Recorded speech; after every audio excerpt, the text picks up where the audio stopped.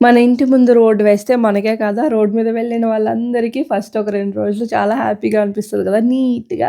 So, అలానే మాకు గూడా అనమాట. ఇప్పుడు బయటికెందుకొచ్చా అంటే ఫస్ట్ క్రై నుంచి ఒక పార్సెల్ వచ్చింది. అది రిసీవ్ చేసుకోవడానికి. అండ్ ఇందులో ఏమున్నాయి అనేది తర్వాత చూపిస్తాను.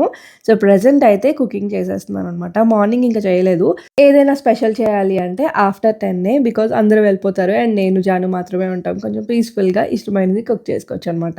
ఈరోజు స్పెషల్ వచ్చేసి మటన్ కీమా కర్రీ పిల్లల కోసం అండ్ మటన్ దమ్ బిర్యానీ మా కోసం. సో, ఈ 2 కూడా కుక్ చేస్తున్నాను. కొంచెం టైమ్ టేకింగ్ కాబట్టి పీస్‌ఫుల్‌గా పనంతా అయిన తర్వాత తినడం కూడా బ్రేక్‌ఫాస్ట్ కూడా అయిన తర్వాత కుక్ చేస్తున్నాననమాట. యూజువల్‌గా ఎప్పుడు చికెన్‌తో చేస్తాను. బట్ ఈసారి ఎందుకో మటన్‌తో చేయాలనిపించింది. ఎప్పుడు ట్రై చేయలేదు. ఇదే ఫస్ట్ టైమ్ అనమాట. కానీ బా వచ్చింది. ఎప్పుడు దమ్ బిర్యానీ చేసినా సరే ఎక్కువ విజిల్స్ అయిపోతాయి. బట్ ఈసారి ఒకటే కుక్కర్‌లోని పెద్ద కుక్కర్‌లో చేసేసా అనమాట. విజిల్ పెట్టలేదు గానీ నార్మల్‌గా చాలా బా వచ్చింది. ఎలా అనేది నేను ఫుల్ వీడియోలో అప్‌లోడ్ చేస్తాను. చెక్ చేసేయండి. ఇది చేస్తున్న ప్రాసెస్‌లోనే బయట ఆకుకూరలు వచ్చాయన్నమాట.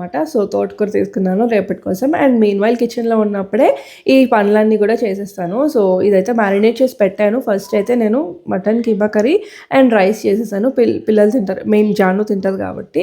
సో, తన కోసం చేసేసాను. ఇది టైమ్ టేకింగ్ కదా!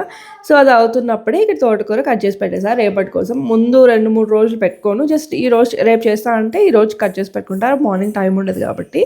సో, ఇది మటన్ అయితే కుక్ అయిపోయింది. అండ్ రైస్‌కి పెట్టేసి ఎక్కువ వెజల్స్ యూజ్ చేయకుండా 2 గిన్నెలతోనే బిర్యానీ అయితే ఫినిష్ చేసేసాను. బిర్యానీ అయిన తర్వాత 15 మినిట్స్ తర్వాత కూల్ డౌన్ అయిన తర్వాత టేస్ట్ బావుంటుంది. ఈలోపు శ్రీకాంత్ వచ్చేసరి ఇద్దరం కలిసి భోంచేసేసాము. జానుని పడుకోబెట్టాను. నేను కూడా పక్కన అలా లే డౌన్ అయ్యి ఇలా బ్లూ రే గ్లాసెస్ పెట్టుకొని వర్క్ చేసుకుంటాను. లేదంటే కళ్ళు పోతాయి కదా! జాను లేచేసరికి నా వర్క్ అయితే ఫినిష్ చేసుకున్నాను. బికాజ్ ఇంకా రిషి కూడా తీసుకొని రావాలి కాబట్టి స్కూల్ నుంచి. అండ్ వీడియో షూట్ చేసుకున్న తర్వాత ఇవన్నీ క్లోజ్ ఫోల్డ్ చేసి ఒక పక్కన పెట్టేసి ఇంకా రిషిని అయితే తీసుకొని రావడానికి వెళ్ళిపోతున్నాము.